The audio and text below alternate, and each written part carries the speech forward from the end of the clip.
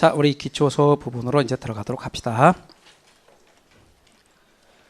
우리 교재에 20페이지부터 페이지가 돼 있고요. 그 페이지 앞쪽에 보면 이런 부분이 있습니다.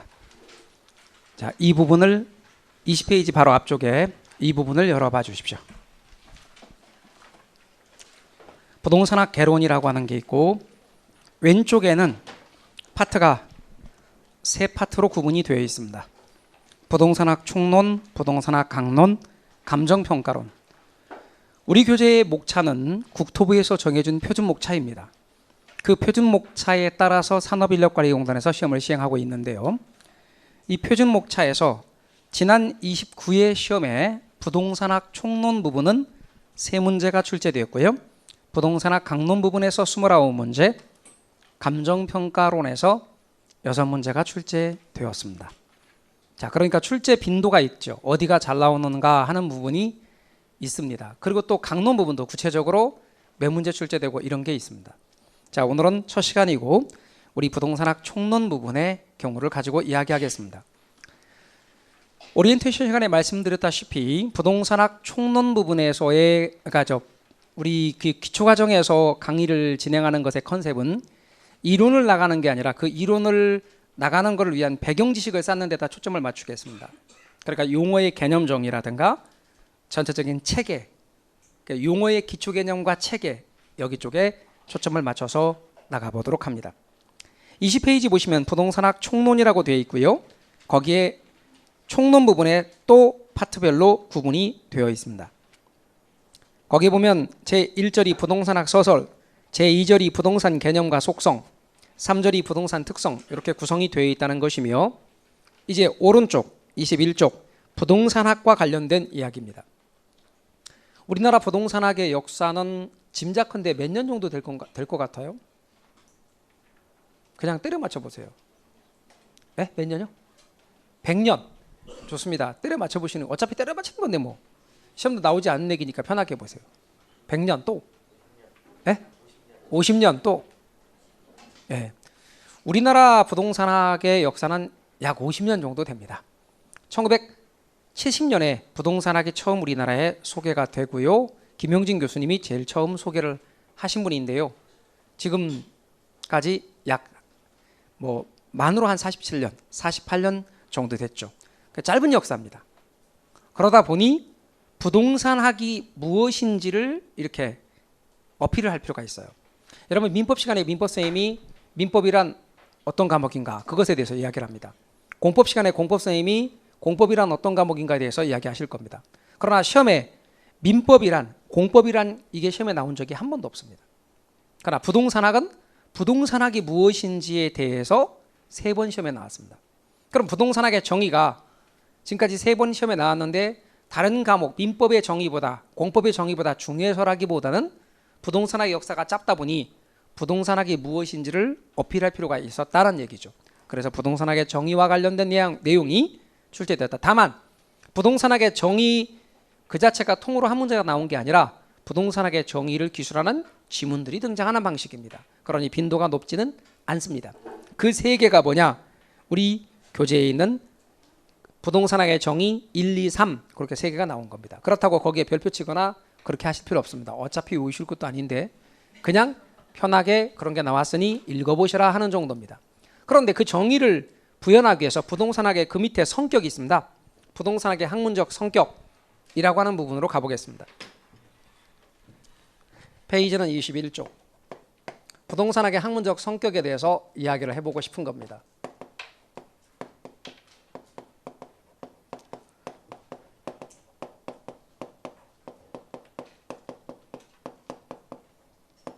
부동산학은 어떠냐 하는 거죠. 학문적 성격입니다.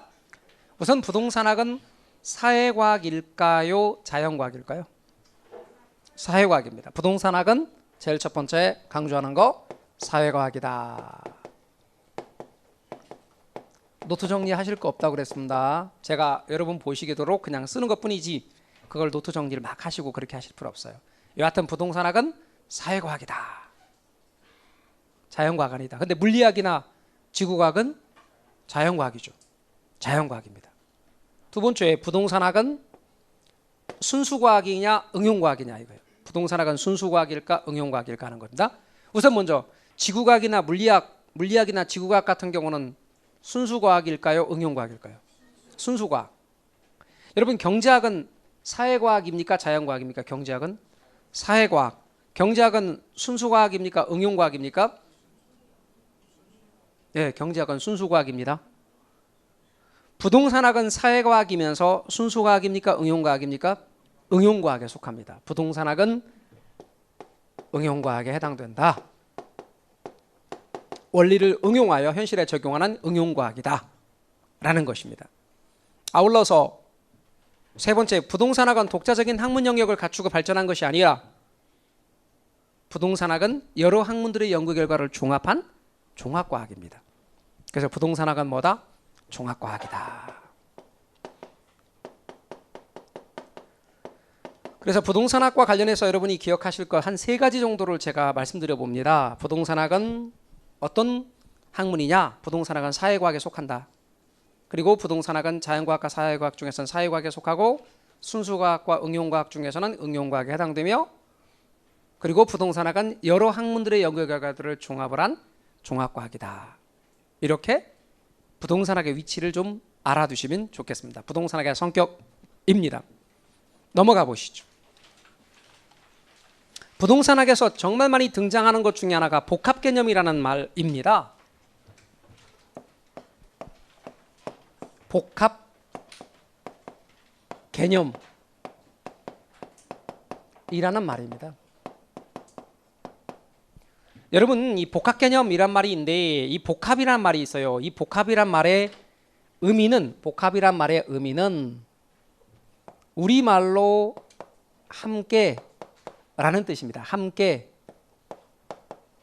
라는 말이에요. 우리말로 함께 이런 뜻을 갖고 있습니다. 여기서 복합개념과 관련해서 한번 우리가 유념해야 할 것이, 어떤 부동산이 있다고 가정합시다. 자, 이렇게 부동산이 있어요. 근데 이 부동산이 있을 때 얘를 가장 첫 번째로 고려해 봐야 될 것 중에 하나가 뭐냐면 법률적 측면입니다. 법률적인 측면.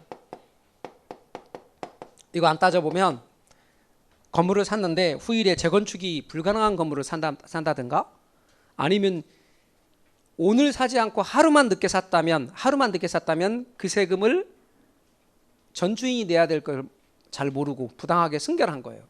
그래서 하루만 늦게 샀다면 내가 내지 않아도 될 세금을 냈다든가, 이런 일이 발생할 수 있거든요. 토지를 샀는데 수용 대상이 되는 토지를 산다든가. 그러니까 결국은 법률적인 측면을 반드시 고려해 봐야 된다는 거예요. 법적인 측면을 고려하지 않게 되면 법률적인 측면에서 사고를 당할 수가 있기 때문에. 두 번째는 경제적 측면도 따져봐야 돼요. 여러분, 경기 변동의 흐름으로 볼 때 부동산을 살 때는 비쌀 때 사야 됩니까? 쌀 때 사야 됩니까?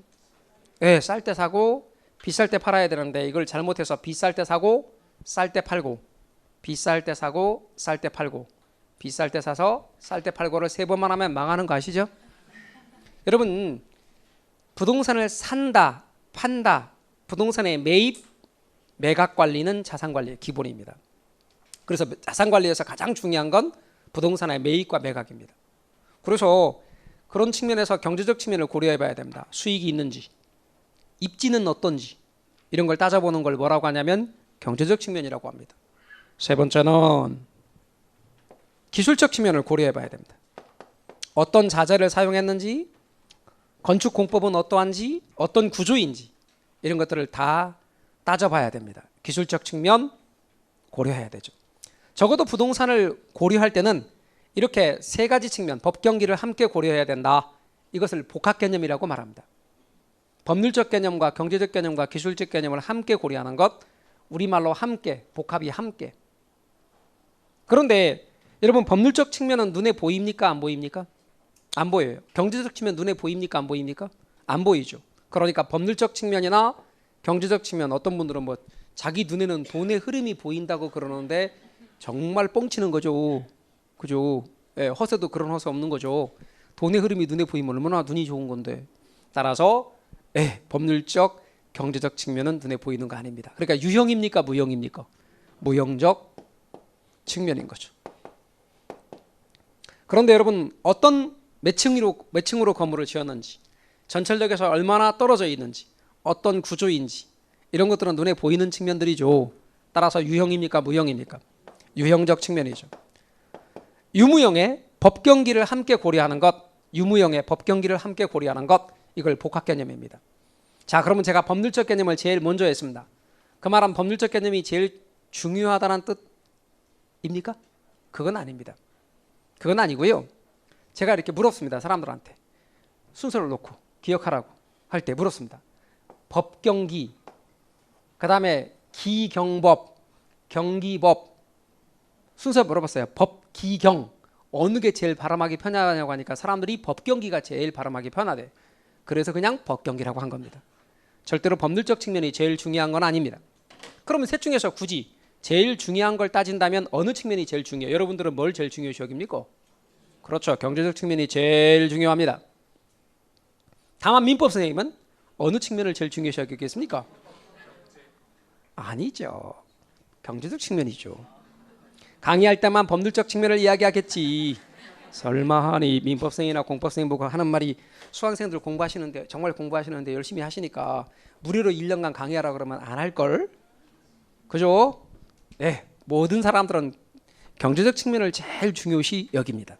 그래서 경제적 측면이 제일 중요하다. 자, 응용 들어가겠습니다. 이제 바로 우리 기초가 얼마나 중요한지를 제가 바로 보여드릴게요.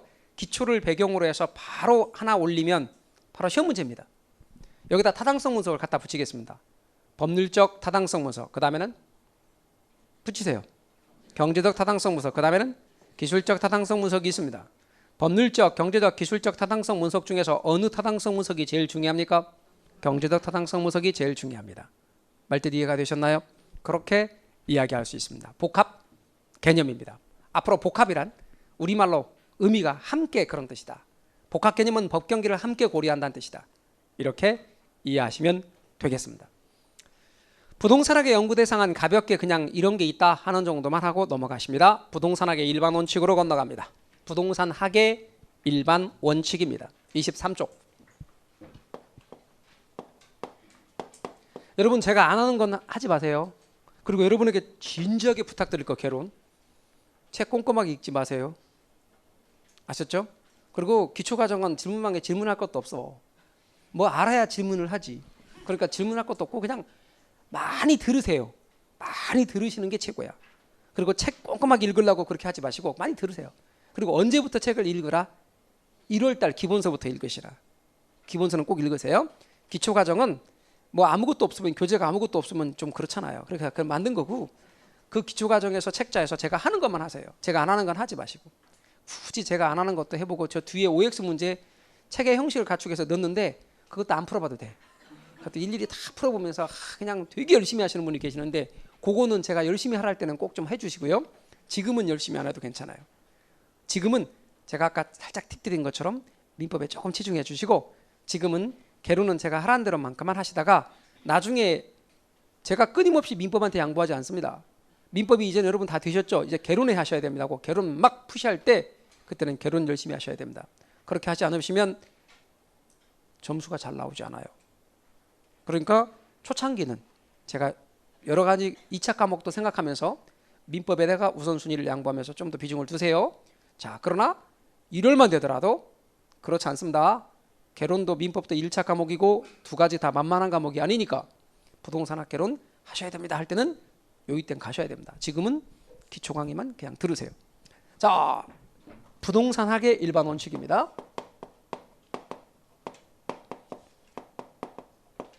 부동산학의 일반 원칙.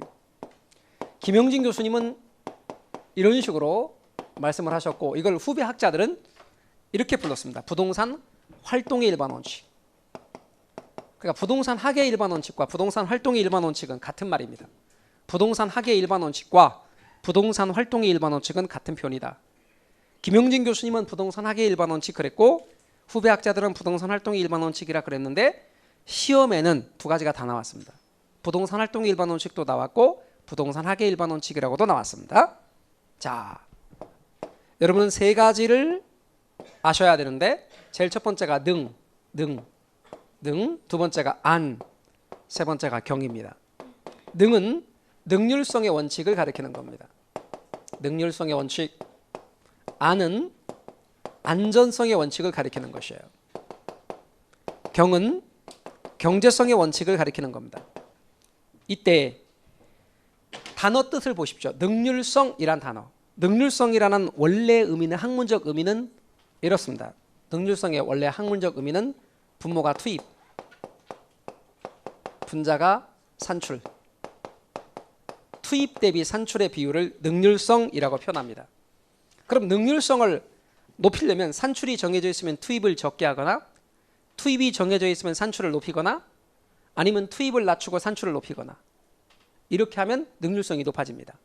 그런데 우리 기초과정에서 이런 얘기 하지 맙시다. 이런 얘기, 유식하게 이런 얘기 하지 말고 아주 쉽게, 능률성이라고 하는 것은 주어진 여건과 제약하에 보다 많은 일들과 업적들을 수행하는 것. 다시, 주어진 여건과 제약하에 보다 많은 일들과 업적들을 수행하는 것. 이게 능률성입니다. 그럼 제가 오리엔테이션 시간에 말씀드리기를, 야간반에 오시는 분들 가운데서 낮에 직장을 다니고 야간 강의 7시에 시작하는데 그때부터 10시 40분까지 강의를 듣고 댁으로 돌아가셔서 씻고 주무시기 전까지 책 볼 시간도 없는데 어떻게 공부해서 시험에 합격하는가를 봤더니 자투리 시간을 많이 활용하시더라. 그래서 암기카드 같은 걸 만들더라. 그런 말씀 드렸죠? 드렸습니까? 그렇게 암기카드 만드는 것도 뭐다? 능률성의 원칙입니다. 그러니까 주어진 시간을 효율적으로 잘 써서 좋은 효과를 거두는 것도 능률성이다. 주어진 여건과 제약하에 보다 많은 일들과 업적들을 수행해 나가는 것, 이걸 능률성이라고 하는 거예요. 그러니까 여러분은 주어진 시간이 다 똑같이, 지금부터 출발하는 사람들은 시간이 주어졌습니다. 물론 하루하루 주어진 시간은 개인의 시간들은 다 다릅니다만, 그러면 이 시간 동안 어떻게 여러분이 활용해서 효과를 극대화할 것인가, 이런 문제를 항상 생각하셔야죠. 이럴 때는 능률성을 언제나 고려하셔야 됩니다. 공부에 있어서. 따라서 능률성의 원칙. 두 번째는 안전성의 원칙입니다. 그럼 용어를 또 보십시다. 여러분, 안전성 이란 단어, 또 하나는 안정성 이란 단어. 여러분에게 한글을 여쭤보겠습니다. 한글 잘 보시래요. 어떤 분은 한글이 쉽다 그랬는데 제가 볼 때 한글이 쉬운 것 같지 않습니다. 강의를 진행해 보면 한글이 정말 중요합니다. 이 한글 몰라서 답 틀리는 분 많습니다. 이 둘 차이가 뭡니까? 위에 거는 뭐고 밑에 거는 뭡니까? 밑에 거는? 네? 마음을 다스리는 거야, 이게 안정이. 그리고 심신의 안정. 그리고 위에는 안전은? 네? 이건 생명을 다스리는 거고. 괜찮아요. 느낌대로 말하는 거예요. 제가 물어보는 것은 여러분에게 지식을 여쭤보는 게 아니라 단어가 내한테 오는 느낌을 말해보란 말이에요. 자, 위에 거는? 밑에 거는? 네? 주변의 피해로부터 안전한 느낌이고, 밑에 거는? 편안한 상태. 또? 네? 여유로움이 안정. 그럼 안전은?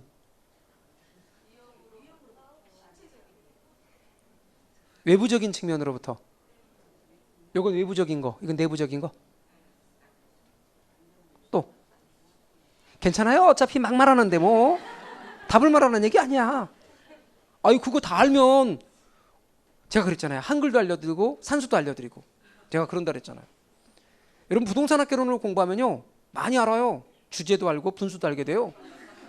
진짜요. 그래서 이 주제도 잘 파악할 수 있게 되고요. 나중에 분수도 알려드리거든요. 다 알려드려요. 그래서 나중에 지나고 나면 뭐라고 한 줄 아세요? 사람들이 야 주제 파악도 할 수 있겠고 분수도 알겠다고 그렇게 말씀하셔요. 분수 읽는 법 다 제가 알려드리거든요.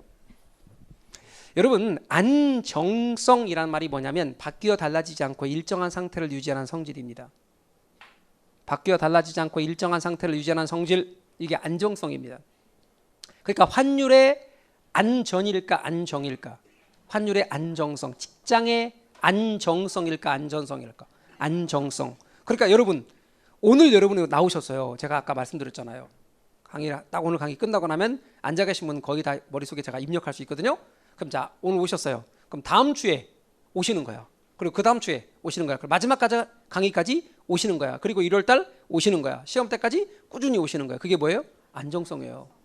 오늘 오시는 거야. 다음 주에 친구 만난다고 안 오시는 거야. 그 다음에 학원 안 나가니까 학원 분위기 어떤가 보고 싶어서 오신 거야. 이런 건 안정 아닙니다.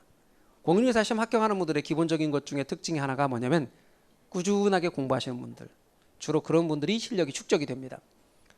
그래서 여러분, 안정이란 바뀌어 달라지지 않고 일정한 상태를 유지하는 것.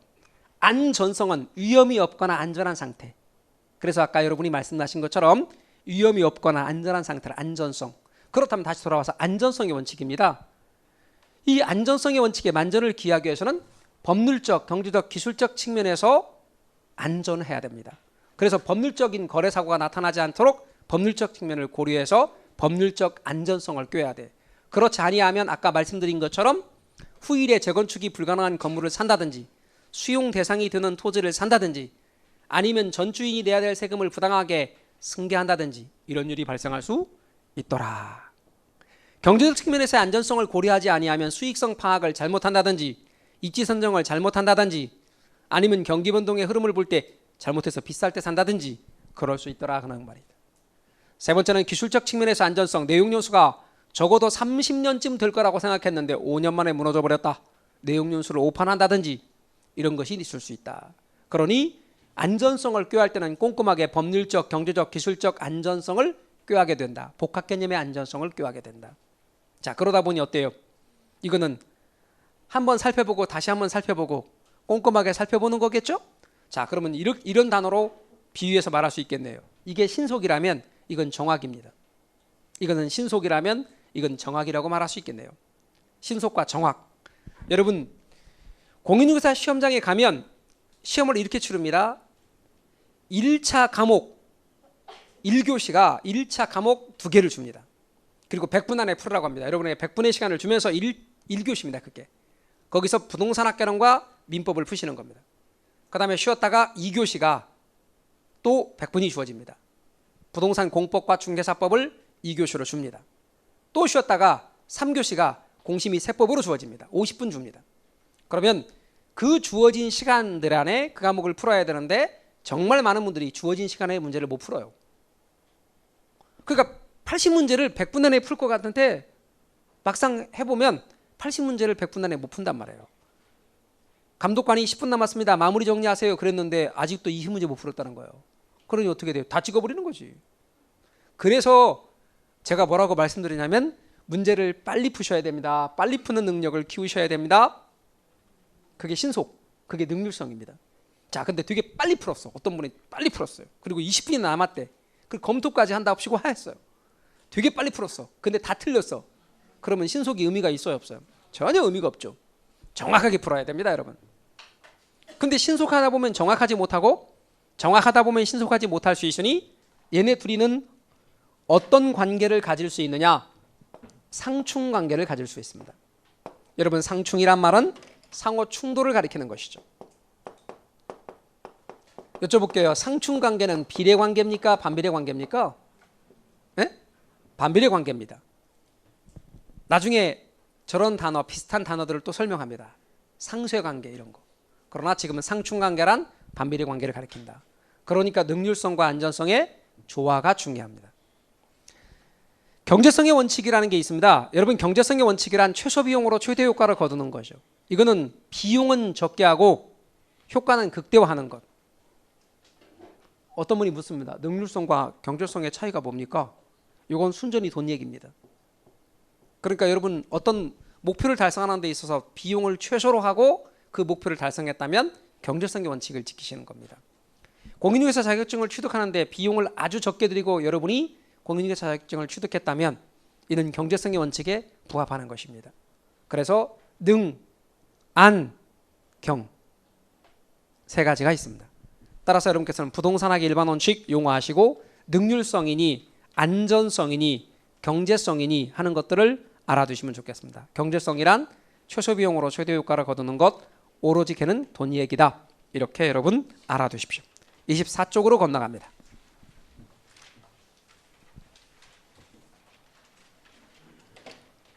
(24쪽으로) 건너가시면 부동산의 개념에 대해서 이야기하겠습니다.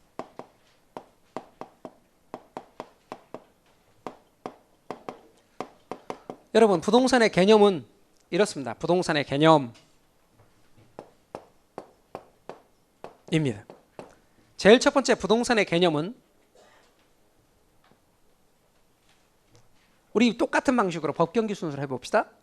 법률적 측면입니다. 법, 제도적 개념. 이 말이 법률적 개념이란 말과 똑같습니다. 같은 말입니다. 법률적 개념.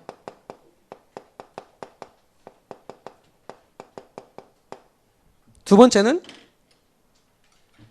경제적 개념. 세 번째는 기술적이 물리적입니다. 물리적 개념인데 이것은 포괄적으로 기술적 개념에 해당됩니다. 법경기 이 세 가지를 함께 이야기하면 이것을 복합 개념이라고 이야기를 합니다. 그럼 법 제도적 개념으로 건너갑시다. 법 제도적 개념. 좀 전에 뭐라고 말씀드렸냐면 제가 복합 개념이라고 이렇게 전체적으로 놓고 얘기했는데 그 중에서 법률적 개념입니다. 법 제도적 개념과 법률적 개념은 같은 의미입니다. 우리는 부동산의 개념도 복합 개념으로 접근할 수 있습니다. 먼저는 그 중에 법 제도적 개념을 이야기해 봅시다. 자, 법 제도적 개념은 가장 첫 번째 협의의 부동산과 광의의 부동산으로 구분할 수 있습니다. 협의의 부동산, 광의의 부동산. 먼저 체계와 틀도 잡으셔야 되니까 이렇게 말씀드려 봅니다. 근데 협의의 부동산을 뭐라고도 말하냐면 민법상 부동산이라고 합니다. 뭐라고 한다고요? 민법상 부동산이라고 말합니다. 민법상 부동산이란 민법에서 말하는 부동산이란 뜻입니다. 이것이 민법상 부동산이죠. 민법에서 말하는 부동산을 민법상 부동산. 여러분, 민법에서는 부동산의 개념을 어떻게 이야기하고 있게요? 민법 99조 1항에는 이렇게 말하고 있습니다. 토지 그리고 및 그 정착물 이렇게 정의하고 있습니다. 토지 및 그 정착물. 우리 좀 구분해 봅시다. 일단 여기 및이란 단어에 대해서요. 여러분, 및이라는 이 단어는 영어로 치면 and입니까? or입니까? and입니다. 그러니까 우리말로는 토지와 그 정착물이 되겠습니다. 다시 바꿔 말하면 토지와 그 정착물. 토지 및 그 정착물은 토지와 그 정착물이 되겠습니다. 그 다음 또다시 그 정착물에서 그는 무엇을 가리키는 말입니까? 토지를 가리키는 말입니다. 그러면 민법에서 부동산은 토지와 토지 정착물을 가리킵니다. 그럼 민법에서의 부동산의 개념은 토지가 있습니다. 그리고 토지 정착물이 있습니다. 이렇게 되는 것이죠. 부동산학 시간에 제가 민법에서 말하는 부동산은 어떤 건가요? 이렇게 물으면 여러분이 토지와 그 정착물이요. 그래도 됩니다. 토지와 토지 정착물이요. 그래도 됩니다. 그러나 민법 시간에 부동산이 뭐죠? 라고 물으면 엄밀하게 여러분이 답해야 된다면 토지 및 그 정착물이라고 하십시오. 토지와 그 정착물이라 한다든가 토지와 토지 정착물이요 라고 한다든가 그렇게 답하는 것보다는 조문에 있는 그대로 말하셔야 됩니다. 법 과목은 조문에 있는 글자 그대로 말하는 것이 원칙입니다. 그러나 부동산학은 여러분 부동산학을 뺀 나머지는 다 법 과목인데 부동산학은 사회과학의 이론 과목이죠. 그러니까 원리만 말하면 됩니다. 여러분이 그냥 알면 되지 똑 그대로 말씀하시지 않아도 됩니다. 그러니까 제가 다시 한번 여쭙니다. 민법에서 말하는 부동산, 즉 협의의 부동산은 뭔가요? 그러면 토지와 토지 정착물이요. 그래도 되고 토지와 그 정착물이요. 그래도 되고 토지 및 그 정착물이요. 그래도 됩니다. 아셨죠? 자, 그러면 우리 토지 요게 부동산입니다. 그리고 토지 정착물이 뭐냐? 토지에 부착되어 있어서 그 이동이 용이하지 않게 된 것. 다시 한번 말합니다. 토지에 부착되어 있어서 그 이동이 용이하지 않게 된 것. 이걸 뭐라고 한다? 토지 정착물. 다시 한번 말합니다. 토지에 부착되어 있어서 그 이동이 용이하지 않게 된 것. 이걸 토지 정착물이라고 말합니다. 그럼 토지 정착물의 대표적인 예를 들어본다면 건물이 있습니다. 이렇게. 건물은 토지에 정착되어 있는 거 맞죠? 건물은 토지에 정착되어 있습니다. 그리고 그 이동이 용이하지 않게 됐죠. 그럼 우리 민법은 토지만 따로 떼서 독립된 부동산이다 아니다? 지금 말에 의하면 토지만 따로 떼서 독립된 부동산이다 아니다? 이다. 우리 민법은 건물만을 따로 떼서 독립된 부동산이다 아니다? 이다 아니다? 이다. 지금 그랬잖아요. 토지와 토지정착물. 그리고 토지정착물의 대표적인 예가 지금 건물을 예를 들었잖아요. 그럼 우리 민법은 토지 따로 독립된 부동산이고 건물 따로 독립된 부동산인 거죠. 이해 가십니까? 다시 한번 말합니다. 우리나라는 토지 따로 건물 따로가 독립된 부동산이다 아니다? 이다. 자, 그러나 짐작컨대 그러나 일본은 토지 따로 건물 따로가 독립된 부동산이겠다 아니겠다? 이다. 입니다. 우리나라 우리 민법은 일본 법을 따라서 들여온 겁니다. 대륙법계를 따르고 있거든요. 대륙법계를 따라서 일본을 통해서 독일의 가장 큰 영향도 받았고요. 그리고 일본을 통해서 들어온 우리나라는 우리 민법의 경우는 대륙법계를 따르고 있습니다. 그러니까 우리 민법에는 일본 말이 되게 많아. 일본 용어들이 지금도 많이 남아 있어요. 그래서 여러분이 배우시는 용어들 가운데 일본에서 똑같이 쓰고 있는 용어들이 되게 많습니다. 그대로 1960년에 만들어져 그 이후에 바뀐 적이 없습니다. 다시 와서요. 우리 민법은 토지와 건물이 각각의 독립된 부동산이다.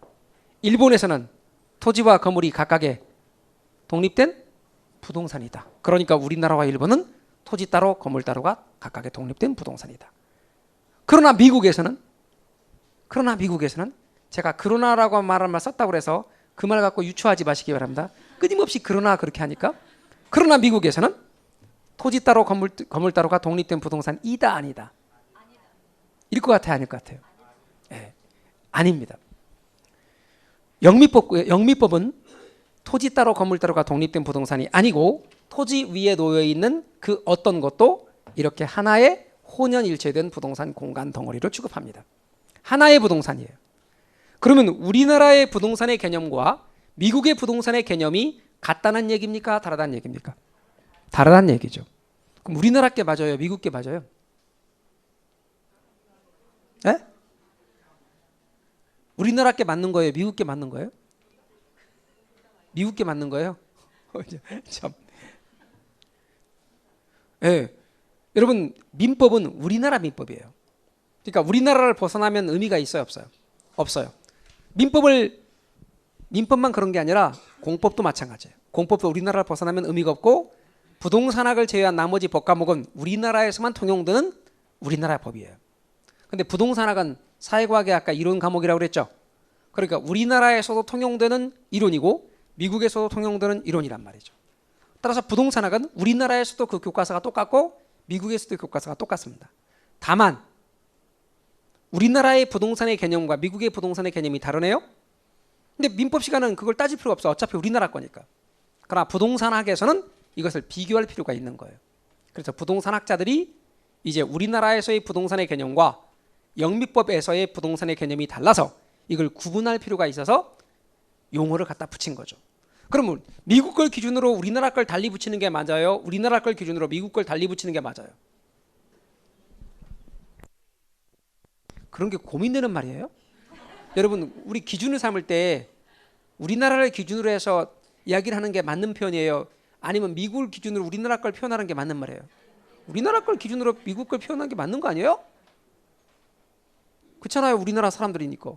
따라서 우리나라 부동산 학자들은 그냥 부동산 하는 것은 민법에서 말하는 부동산을 말하는 것이고 영미법에서의 부동산은 그것과 구분하기 위해서 이렇게 붙인 거예요.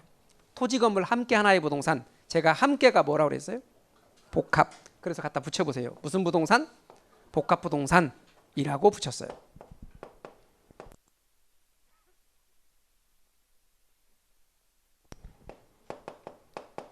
복합 부동산이라고 해요.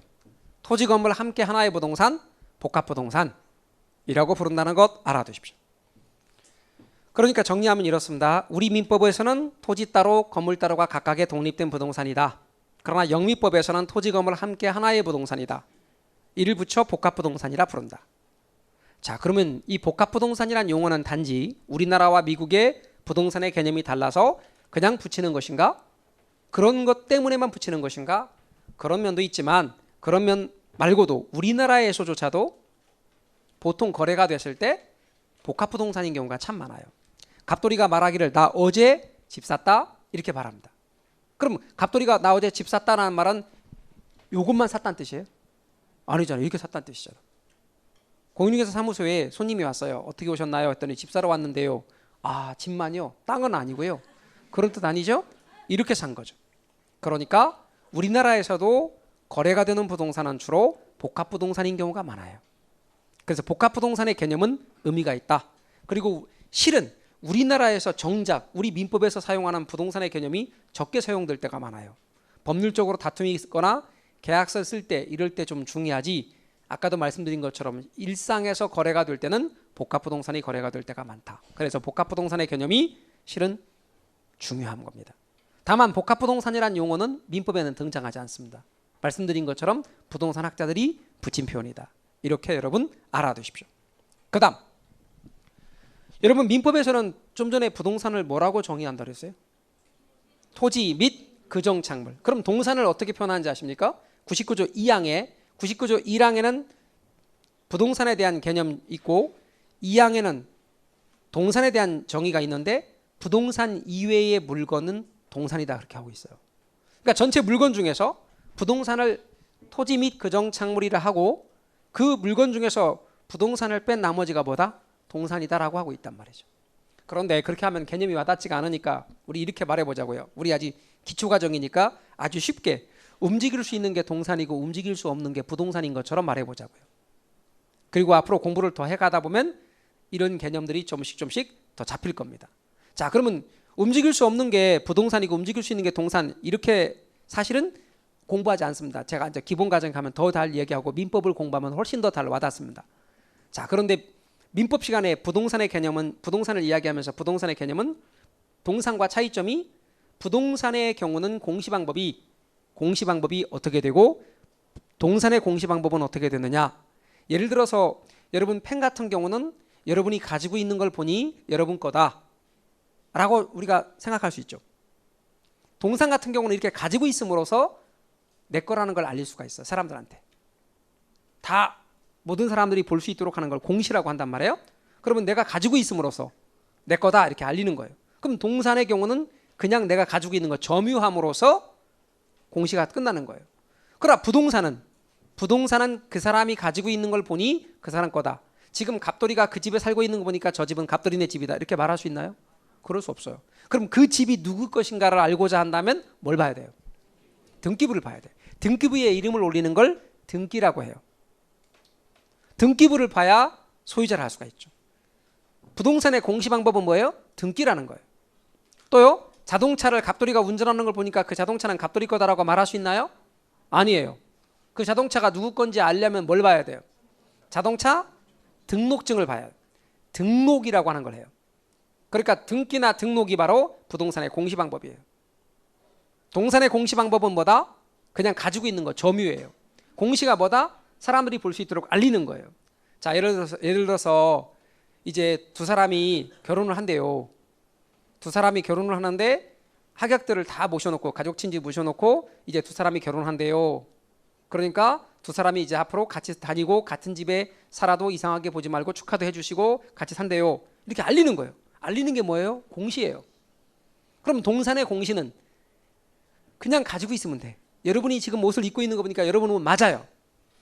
이렇게 보는 게 그냥 공시란 말이에요. 근데 동산의 경우는 그렇게 공시하지만 부동산의 경우는 아까 말씀드린 것처럼 등기부라고 하는 것에 이름을 올려야 돼요. 등기를 통해서 공시한단 말이죠. 아, 그러면 자동차는 원칙적으로 동산이게요, 부동산이게요? 자동차 동산 맞잖아. 항공기 동산, 또 중장비 같은 건설기계 동산, 선박, 동산 맞잖아요. 그럼 동산인데 이게 부동산처럼 등기라는 동산들이 있어요. 자동차는 동산인데 등록을 해. 선박 20톤 이상의 선박은요 등기를 해요. 그럼 원래 동산인데 부동산처럼 등기 등록의 형식을 갖춤으로써 부동산처럼 취급되는 것들이 있다란 말이에요. 그것까지 그걸 뭐라고 하냐면 이렇게 말합니다. 의제부동산, 의제, 부동산, 준부동산 그럽니다. 의제부동산까지를 더해요. 그것을 뭐라고 한다? 광해부동산이라고 합니다. 의제부동산, 의제란 말이 무슨 뜻이냐면 간주한다는 뜻이에요, 여러분. 예를 들어서 용어 설명을 해보면 대한민국 법에 의하면 우리나라 나이로 18살이면 성인이게요, 아니게요? 만 17세 성인이게요, 아니게요? 아니죠. 그런데 새끼가 애 일을 저질렀어. 그래갖고 이세가 생겼대. 그러니까 부모님이 할 수 없이 양쪽 부모님이 합의해가지고 결혼을 허락했어. 그래서 얘도 우리나라 나이 18살, 부인도 18살, 둘이 결혼했네. 그러면 어른으로 인정됩니까? 인정됩니까? 안 됩니까? 인정됩니다. 그런 걸 성년의제라 그래요. 결혼하면 어른으로 인정해 줍니다. 법률적으로도 인정받습니다. 성년으로. 성년의제 그래요. 의제란 말은 뭐다? 간주한다. 그렇게 본다. 그럼 뭐다? 의제부동산은 부동산으로 본다. 이해 가셨습니까? 그러면 의제부동산이라는 이 말은, 이 의제란 말이 법률 용어니까 의제부동산이라는 이 말은 민법에 등장할 것 같아요? 등장하지 않을 것 같아요? 나올 것 같아? 안 나올 것 같아? 당연히 안 나오지. 여기까지가 민법이라니까. 민법에서는 부동산이 뭐라 그랬어요? 토지 및 그 정착물까지라고. 그런데 거기에 의제부동산까지를 더해서 광해부동산이라 한단 말이에요. 그럼 이건 학문적으로 붙이는 말이에요. 이해 가셨습니까? 그래서 민법에서 부동산의 개념을 너무나 좁게 정의하더라. 협의의 부동산이더라. 그런데 거기에 부동산으로 간주하는 것까지를 더해서 광해부동산이라 한다. 아셨죠? 이렇게 알아두시면 좋겠습니다. 그럼 이거는 자세한 내용들은 어느 과목에서 공부할 것 같아? 그렇죠. 민법에서 공부하죠. 그럼 민법을 공부하고 나면 제가 다음에 할 때 이야기가 더 잘 이해가 되겠죠. 이렇게 서로 상승작용을 합니다. 그래서 다른 과목들 전 과목을 잘 들어두셔야 그게 배경 지식이 돼서 1월달 공부할 때 잘 들려요. 그런데 1월달에 뭔 말인지 모르겠어요. 이렇게 하시는 분들은 배경 지식이 없어서 그래. 그래서 그분들한테 제가 배경 지식이 없어서 그러니 기초 과정을 들으세요. 그럼 어떤 분들은 그렇군요 하시는 분이 있는데, 그래요, 저 가방끈 짧아요, 이렇게 답하는 분도 있어요. 그 배경 지식이 있으셔야 잘 알아들어요. 아셨죠? 이런 얘기 잘 들으시면 좋겠습니다. 자, 이제 25쪽. 그 이상 안 하는 것들은 하지 마세요. 아셨죠? 네, 하지 마시고 그 다음에 25쪽으로 건너가십시오. 25쪽으로 건너가시게 되면 부동산의 경제적 개념이 나옵니다.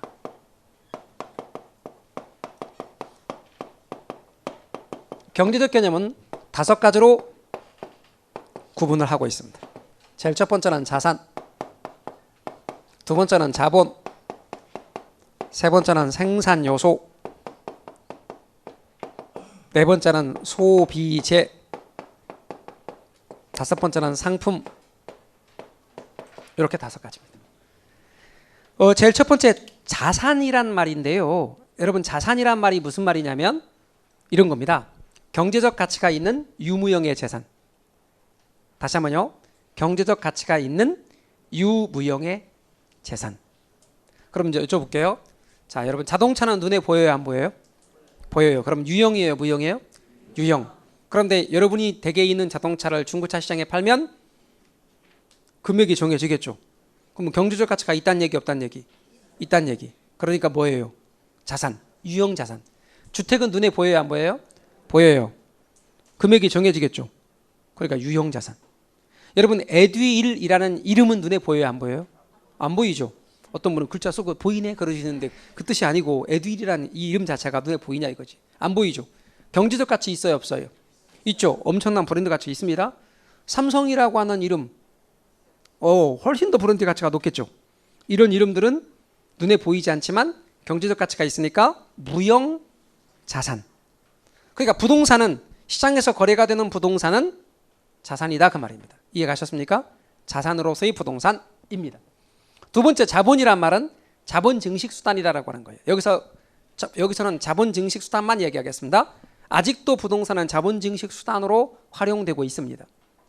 자산으로서의 부동산, 두 번째는 자본 증식의 수단이다. 그래서 실제로 많은 부자들이 자산으로서의 부동산이 얼마만큼 그 사람의 자본을 높여주는지, 이 자본 증식 수단으로 활용되는지, 이런 측면에 관심을 가질 필요가 사실 있어요. 관심 가진 사람과 그렇지 않은 사람의 차이는 무진장 커요. 여러분, 돈이라고 하는 걸 우리가 조금할 때 보통 여러분 직장 다니는 사람이 한 달에 125만 원 저금하기 쉬워요, 어려워요? 어렵잖아요. 20년간 모아야 2억 돼요. 아니 3억 돼요, 참. 돈 금액 자체가 정말 어떤 금액을 모으는다 그렇게 하는 게가 쉽지가 않아요. 근데 신문 보면 툭하면 100억 그러던데 100억이라는 돈 자체가 이렇게 쉬운 게 아니에요. 매월 200만 원씩 416년간 모아야 돼요. 그러니까 우리가 어떤 금액을 모은다, 이게 보통 일이 아니란 말이에요.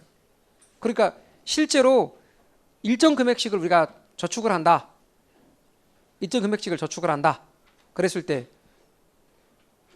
단지 내가 근로소득을 통해서 집을 사가 그렇게 한다는 게 쉽지가 않죠.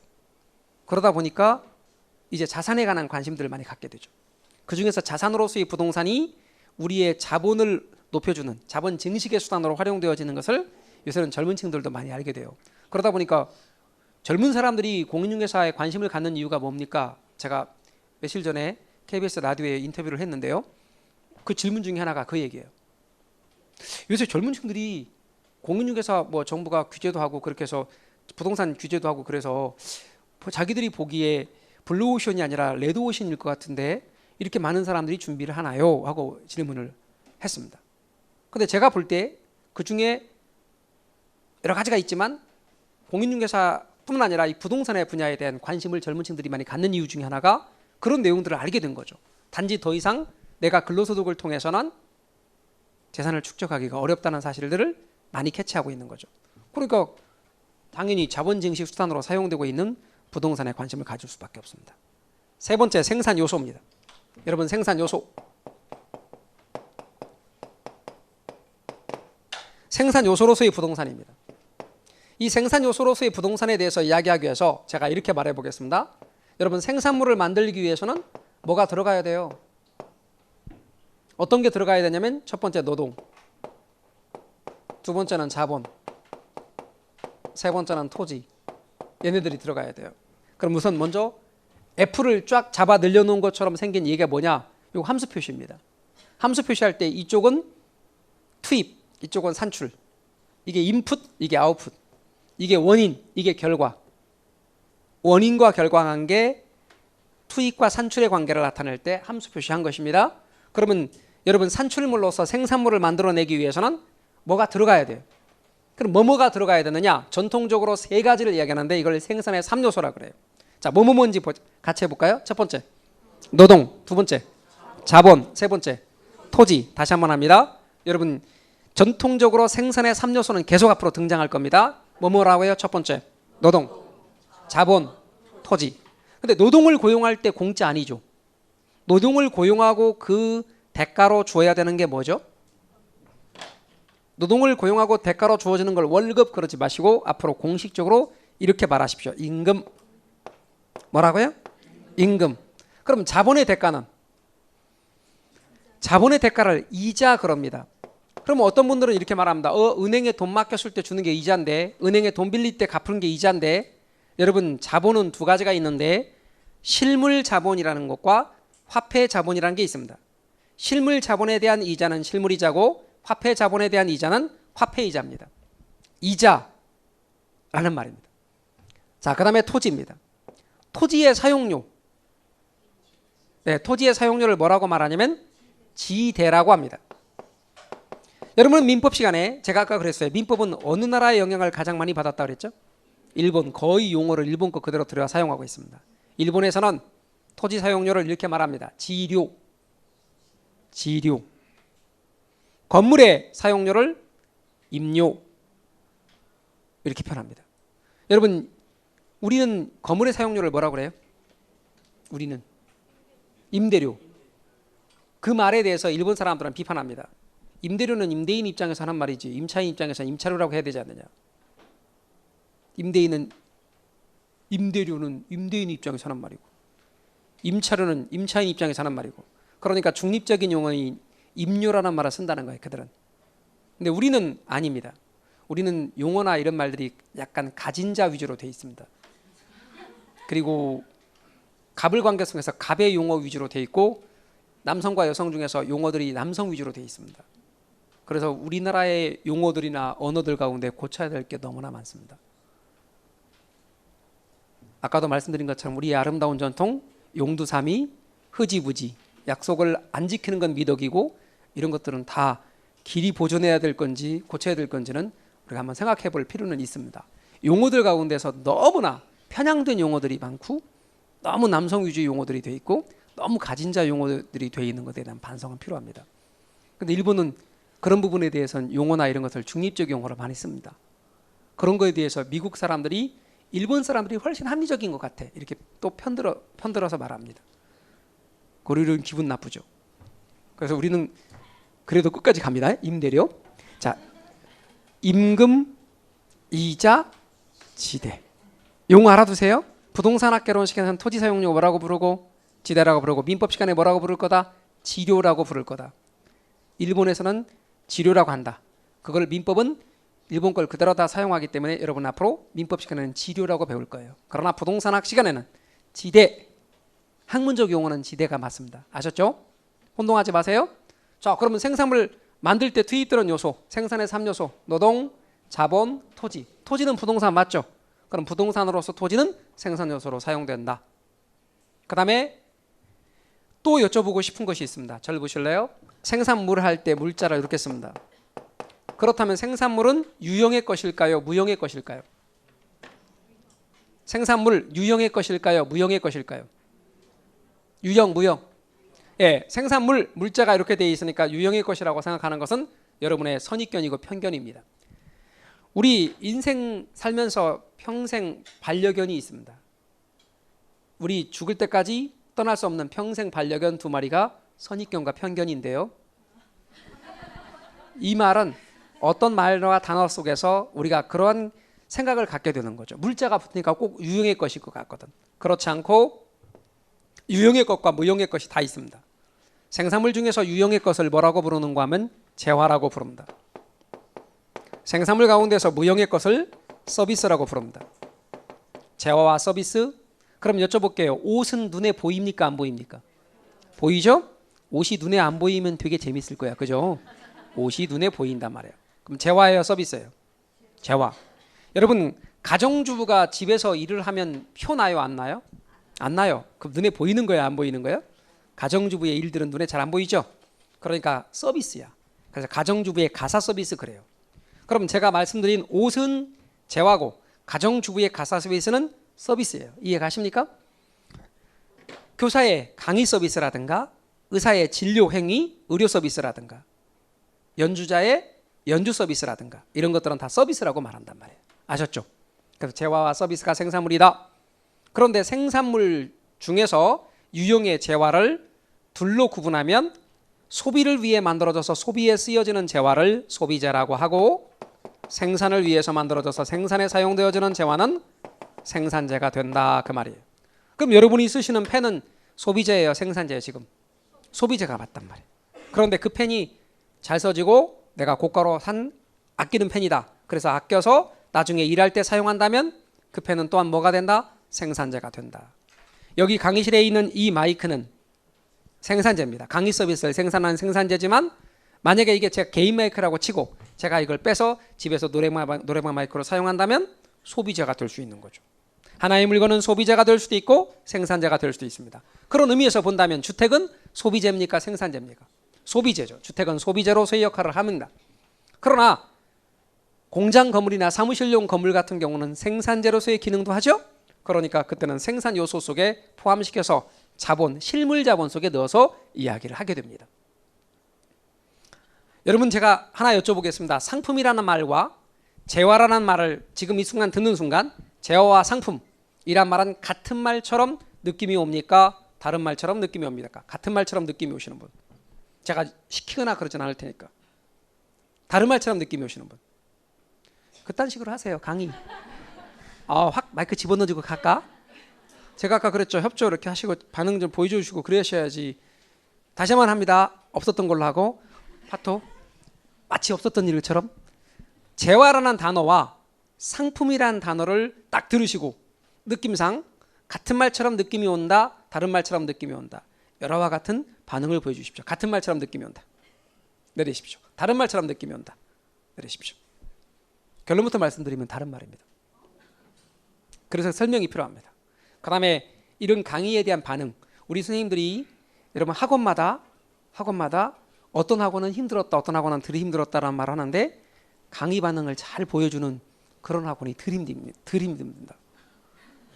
오전반이 좀 덜 힘들어요. 야간반보다. 야간반은 조금 이렇게 좀 힘든 이유가 직장 끝나고 오셨기 때문에 되게 힘든 표정을 막 처음부터 짓고 있어. 막 짓고 있고 질문을 이렇게 하잖아. 그럼 말 시키지 마. 막 거의 그런 표정이에요. 근데 조금 오전반인 분들은 그래서 좀 낫거든요.